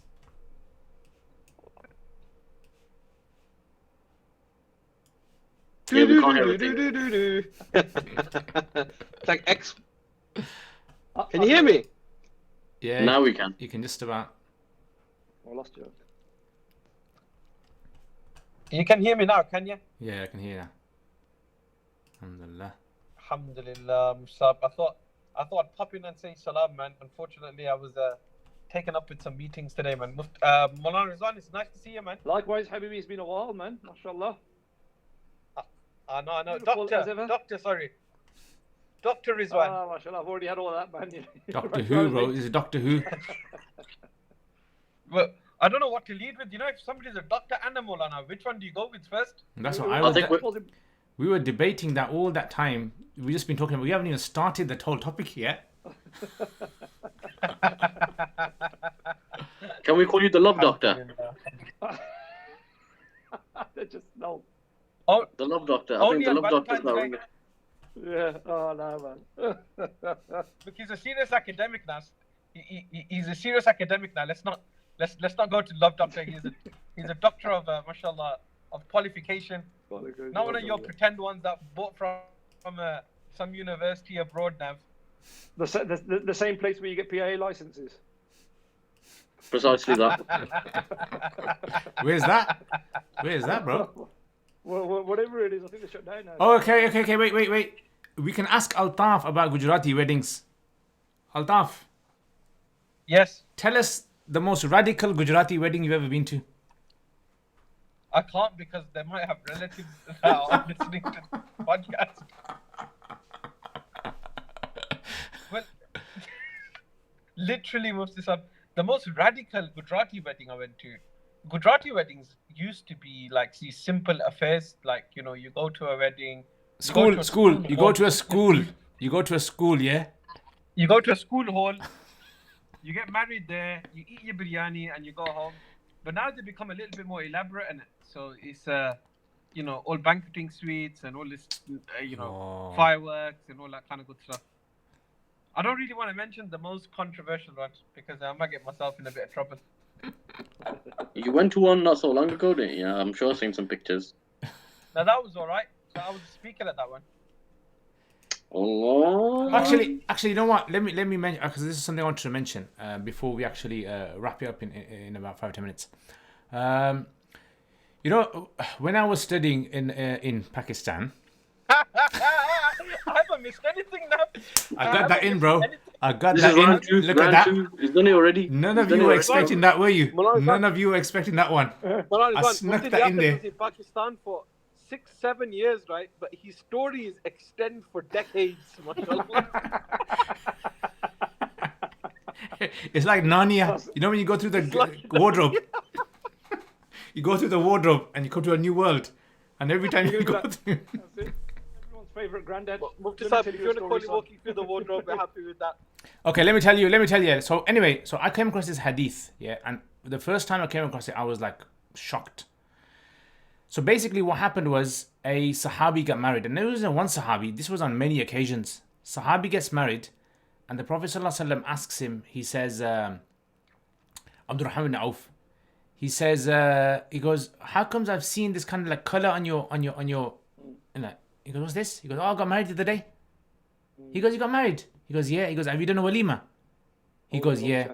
He goes, even if you have to give like a goat, slaughter a goat.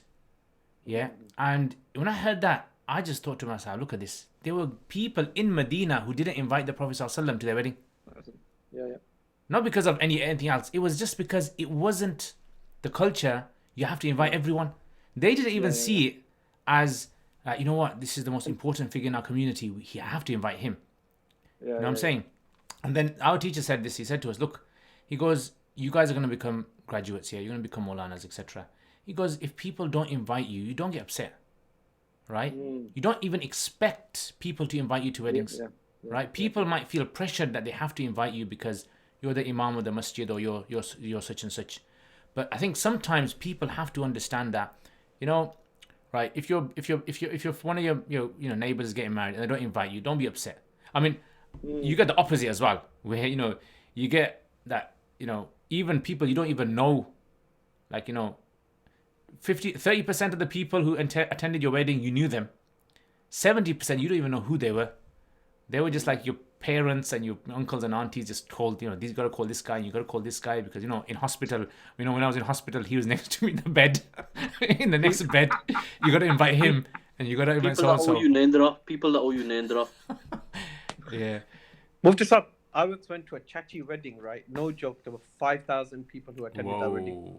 I'm not surprised at that kind of, because I know Chachi community in the UK is very big. Like, one is Mirpur community is very big, right? It's like if you pick one random person in Aston, I guarantee you go to any house, knock on the door, right? And say, are you related? And probably say yes. Some long distant relation. I met the whole of Gurgusht. And Chachis are related. I remember once with Mufti Islam as well. I think this guy. He goes, who's your dad? So and so. Your dad so and so. So and so. Like the kind of like family tree. Automatically everything like connects together. Yeah, it's like all that kind of. It's like connected. Mufti Sahib, you're doing it a disservice by calling it a family tree because that means it goes up in a straight line. Asians have a family bush that goes around a bit, like everything's tangled a bit.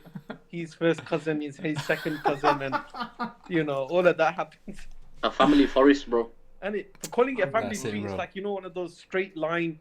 Mother has and it goes straight up back to your grandparents. But this is a bit like the bush. He's married to I like her, that one. Married to him. I like that one. Like a thorny bush. Like I tell you something here. My grandma. I always ask her this, right? I say to her, my granddad passed away a few years ago. So I say to her, when you got married, how was it? She goes, I don't know. She goes, your granddad came to our village one day, and they said to me, come outside, this is the guy you're marrying. And I just smiled, I giggled, and I ran inside. And she was about 13, 14 years old at that time, she said. So, it was just like in the olden days, when people say to me like, can you please do a marriage course? Can you please do a marriage course? Yeah, I really need to understand about marriage. And I'm thinking to myself, my grandma and granddad never went to any marriage course in their entire life. Yeah. Nor, I'm sure my great-granddad never even heard of a marriage course. My parents never went to a marriage course. Why do people insist on there being a marriage course? I mean, maybe Maulana, you probably know better in this kind of area. But personally, I think a marriage course, like I once was invited to a marriage course, because the speaker couldn't make it. So lastminute.com, this guy invited me to Swansea. 3-hour drive. So I just called one of my students. I said, you want to go for a long drive? He goes, yeah, I'm ready. I go, Swansea, 3-hour drive. He goes, yeah, I'll take you, Ustaz. I'll go, fine. So anyway, I paid his petrol, everything. Just before someone says, this guy takes free students. Because that's, subhanAllah, he can drive himself, but he calls his students and his murids. Allah. What kind of mufti is this, man? I'm telling you. This is next level, bro. If I had a student who had a helicopter, I would have taken him. So anyway, what happened was, I was on the way and I said to my friend, I said, what shall I talk about in this marriage wedding? Right? I don't like talking about marriage, courses. I don't see the benefit of it, because you're going to talk about things that they haven't experienced yet. If someone experiences something and then you do a course, you understand. Like if it's married people in their 40s and 50s, and you say, right, I'm inviting you guys to a marriage course, right? They know what marriage is about. So the kind of advice you can give them is going to be, make sense. I turned up there, and there was like men on one side, women on the other side. And I said, listen, all I'm going to tell you is men are dogs, women are cats. They're all like, some laughing, some just like shocked, thinking, we bought the wrong guy, we bought the wrong guy to give the talk. And then like, what an eloquent teacher. Then everything, the dust calmed. I said, listen, let me explain to you why. Murtaza, did you say in Punjabi or did you say in English? No, I said in like proper Brummy English. Yeah, you know, Would be better if you the said men in are dogs, Punjabi. women are cats. You know. So anyway, once the dust settled, I said, listen, the reason I'm saying this is because, you know, the nature of dogs and cats is very different, right? You know, cats, they feel that they own the owner. Cats, if you put a cat anywhere, it will sit on it, right? You know, if you put a box in the middle of the room, your cat will go there and it will sit in the box. It has to, right? Your dog won't do that. Why? Because your dog knows that you own it. And then I started giving examples. I said, look, you know, things like if you sit with your cat, what does your cat want? Your cat wants love, right? It wants you to stroke it, things like that. I said, you're a dog. You can leave it outside. It's happy. It's okay. And I just gave these kind of like anecdotes. And then I said, look, this is very similar to marriage. In marriage, sorry, Mona. In marriage, I said, in marriage, this is what happens. I go, you know, sometimes you have to show your love, or your wife love, even if you don't want to show that your wife love. Yeah, that wife. Even if you don't want to show your wife love, you have to sometimes show your wife, like, and I gave some examples of my granddad and my grandma. I go, you know, my granddad, he never ever said to my grandma, I love you. Never have I ever heard this. And it would probably, World War III would probably come, if he ever said, I love you. I said, but you know how he showed his love? I knew he loved. You know how he showed love? He would eat his food, and then he would say to my grandma, did you make this? And then he would do this. I don't know what that meant fully. Like the full translation of that I don't know. But one thing I understand is that this is showing the love. Like, you know, she understood that this is the love. Yeah. And so I said, look, you know, don't live up to how people live their marriages. Do not live up to that. Don't think you have to be a wife like so-and-so. You have to be a husband like so. Otherwise, you can't act. How long are you going to act for? Because the first thing that happens in a marriage is the acting drops. You do it on the wedding day. You act like, you know, pious and all that, and, you know, holding the hand in the pictures, and, you know, the mehndi, you know, the kind of, you know, when those guys on social media like put up the picture of a hand with all mehndi on, all this elegant design and a nice ring. It's just their left hand and their right hand together. Yeah, and they've just shaved their right razor hand. blade, just shave it off, and you know that they put their hand together, and the guy says, one day, inshallah. One day, you're going, I know, one day, you're not married. The reason you're saying this. I want to get married, so somebody wakes me up for Fajr. Yes. And there was someone said, when someone said that, someone goes, why can't you get a alarm clock? Why do you need to get... Yeah, but anyway, the reason I mentioned that was because I personally think it's that people, they try to romanticize marriage too much. It's just too much romanticism in marriage.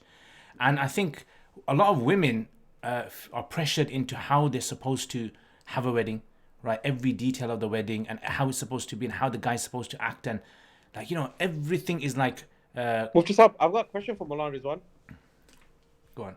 Maulana, when you got married, what was your entrance music? My entrance music, it was Tupac and Thug Life. With a bit of Tujhe Dekha in there. Listen, there's that one Indian song that they play at the end of the wedding, man. The really sad one. Aaj I'm mere sure yaar ki shaadi hai. No. There's a really sad No, one. that's the famous one. Aaj mere yaar ki shaadi hai. Aaj mere yaar ki shaadi hai. It just sticks in your head. I remember what you're talking about. Babul, something about Babul ki duaein le. You know it, bro. You know it. Just tell us. No, I'm trying to remember it, man. Anyways, okay. Aaj mere yaar ki shaadi hai. But yeah, you're absolutely right, man. There's too much idealism in what marriage is intended to be. I had this one couple a couple of years ago who wanted to get married, and you know how many prenuptials they wanted? 21. Wow. 21 prenuptials. And I go, listen, man, I've just bought a TV and it had less instructions on how to mount it to the wall than your marriage. You know what I mean, right? I go, you need to let this grow organically, right? You don't know who each other are yet. So how are you trying to legislate for something that potentially may never happen or may happen 10 years down the line when you'll be in a completely different position? This is gonna, it's gonna be more kind of organic, and you need to let each other, you need to get to know each other and let each other grow. Because people change over years. Everything in the world is hadith. It's always in a constant state of change, constant change of flux, and so are we, right? So trying to have a fixed point always throughout that lifelong journey is just incomprehensible. Someone saying Bengali weddings are always delayed. I mean, I've never been to a wedding on time. Like, not I've been on time. I've always been on time. MashaAllah. Yeah. MashaAllah. Yeah. But I've never been to a wedding and the wedding was on time.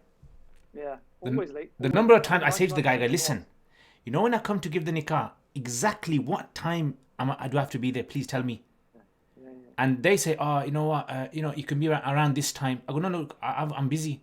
Can you please tell me exactly what time? And then they're kind of like shocked, like, how comes the Maulana's asking what time I have to be there? And I go, because I know exactly from which time to which time, right, I need to be there and I can leave. And, then they'll phone me and say, oh, Sheikh, you might be like half an hour late. You might be. Always. It's always the case. Always the case. But, when you're a business, it's different. And, when you're not and you're doing it kind of, as a favor to people, then it's different. Even as a business, because if we have a nikah in the morning, for argument's sake, right, and then we've got a nikah in the afternoon, we need to be gone at a certain time because we might need to travel the length of the country to get somewhere else. And quite often, if the nikah runs late, then it causes problems. And it doesn't just cause problems for the nikah. It kind of cascades onto everything else. Catering is affected. The kitchen want to get the food out. Nobody wants cold food. People the venue wants to finish on time because they've got a nikah late or another function later on in the evening. So, timing is a huge issue. And you're absolutely right. It's not just Bengali weddings. It's Asian timing across the board, it seems. Anyway, I think we should wrap it up there. Okay, just last, let's do a little circuit here. Just the last few words, maybe you wanna kind of mention. I actually forgot this. So we know what in the beginning I asked you about the matrimonial service. Do you have something? I mean, that's still underway. There's a lot of work that's involved or needs to be put into that. When you try to match people up, it's never a straightforward process, and there's a lot of time and effort that needs to go into it. And once it's ready, we'll launch it. But at the moment, it's kind of still in development. It's probably the best way to put it. And okay, this is another question which you can give a short answer if you like. There's a very big problem now of youngsters who really want to get married, whether it's they're falling in love with someone and they just want to kind of like fast track it, or whether it's, for example, like just serious people who they're not really bothered about falling in love with anyone. They just really want to find someone to marry. But then there's all these kind of like politics involved, family politics. I'm the fifth in line, right? And my elder brother hasn't got married yet, so I can't. I feel embarrassed telling my parents that I want to get married. And then you got this issue where people behind the scenes are unfortunately getting up to other things, right? Because of these kind of things. So, I mean, how do you deal with these kind of things, Maulana? Because the number of people that send me, at the moment, I've got, like, just recently, someone just said to me that there's a particular lady, she's in her like late 20s, she's this kind of occupation, she wants to get married. Is there anyone out there that that's interested in marrying this kind of a girl, right? So sometimes, alhamdulillah, I've actually had the opportunity to be able to find people, right? But I think there needs to be something more robust out there for the new generations to be able to. Otherwise, the way things are going, it's becoming very, very difficult for people to, in a halal way get married. Yeah.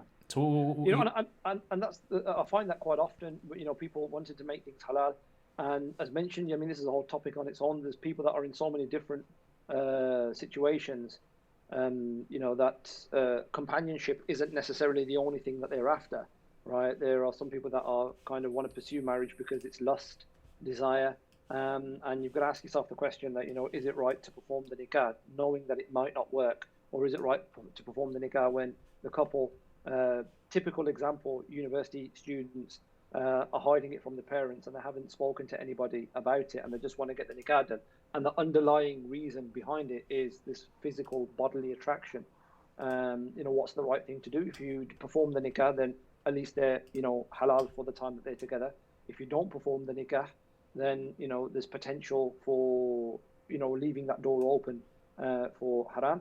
But then, you know, you kind of got to balance that, certainly in my opinion anyway, against, you know, the broader test.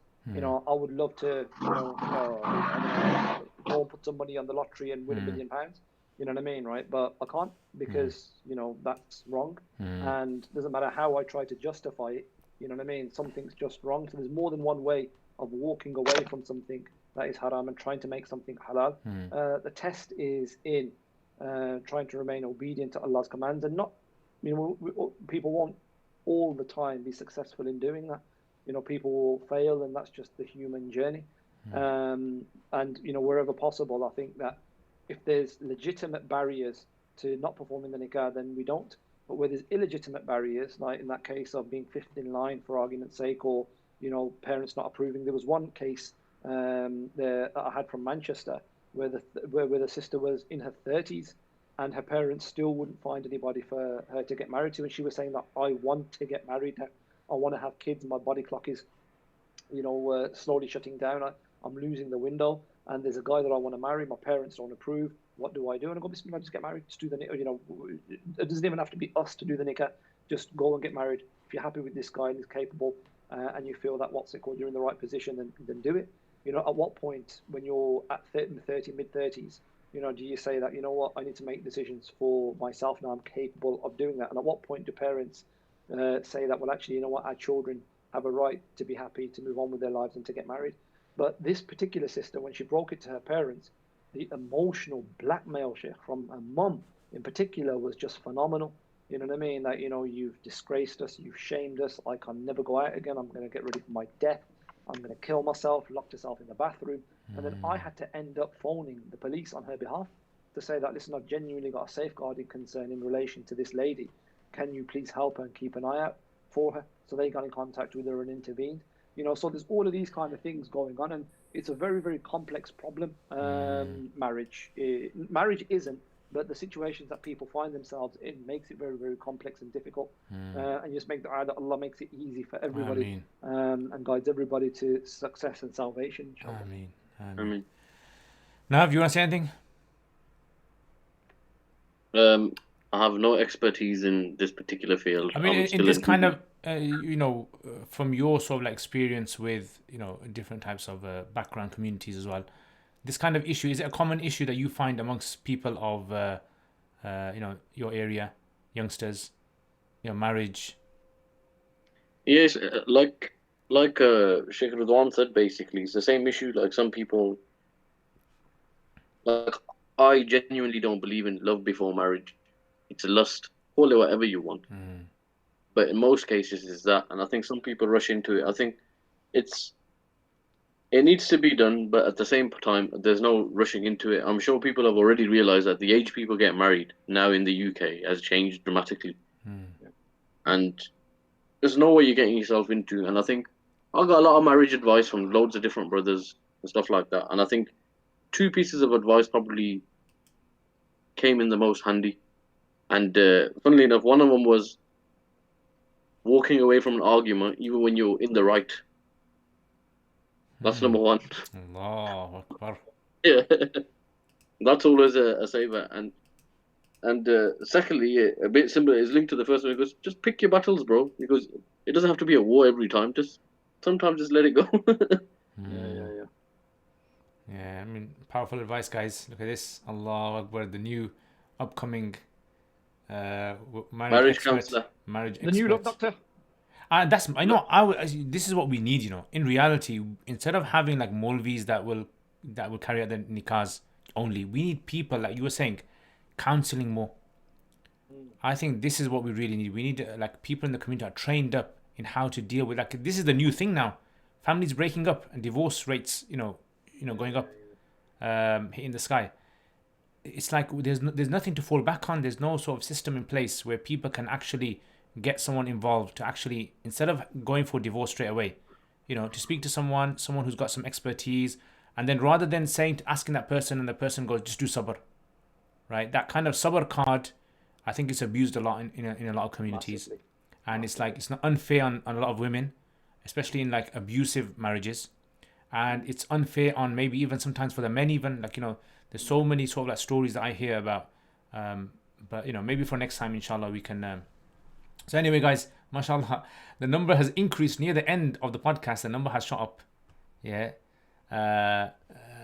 Interested in people's kind of spouses have stories. gone to sleep now, and that's what they want to tune in. Yeah, that's it. They're going, all right, let's listen to this one. Listen to this. Right. So anyway, so we're going to finish it there. And Jazakallah khair for Maulana Rizwan, Dr. Maulana Rizwan, for attending. And inshallah, we hope to bring you back, Maulana, if we can. In the description, if you guys are interested in contacting, then contact you through that website. Yeah, through the Yeah, website. so you contact Maulana through the website. And you know, if you have questions, if you want a nikah done as well in a professional way, I think this is the way to go about it, right? Because it's reliable. It's someone that is, you know, someone that I recognize. I can vouch for Maulana as well. And so I think with Maulana's expertise and his experience and the most important thing, I think, is his understanding of public affairs. I think that is a very important thing when it comes to people who are, you know, carrying themselves as scholars and ulama, and dealing with public in general. I think people need to understand there's a difference between someone who just qualifies and difference between someone who's a practitioner in the field as well. So Maulana's been a chaplain. I mean, you got like longer than my arm. Your CV is, yeah, the amount of things that you've kind of had experience in. Anyway, Jazakumullah khair, guys. Do you guys want to say anything? Allah bless you. Allah bless you, man. Jazakallah khair fi dunya wal akhirah. Both of you, man. Jazakallah khair. Always good to see you, man. Oh, yeah. You too, Habibi. So, Jazakallah khair, guys, and we will see you guys.